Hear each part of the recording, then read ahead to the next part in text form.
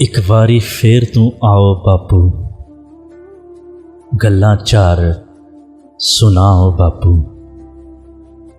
ਇਹ ਦੁਨੀਆ ਮੈਨੂੰ ਜੀਣ ਨਹੀਂ ਦਿੰਦੀ, ਆਵੇ ਸੁੱਖ ਦਾ ਸਾਹ ਨਾ ਬਾਪੂ।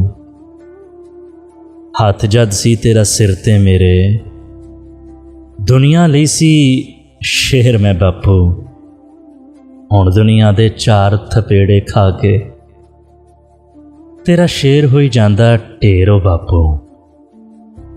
ਹੁਣ ਮੈਂ ਜਲਦੀ ਘਰ ਵੀ ਆਉਂਦਾ, ਜ਼ਰਾ ਨਹੀਂ ਕਿਧਰੇ ਦੇਰ ਮੈਂ ਲਾਉਂਦਾ, ਪਰ ਵਿਹੜਾ ਮੈਨੂੰ ਖਾਣ ਨੂੰ ਆਉਂਦਾ।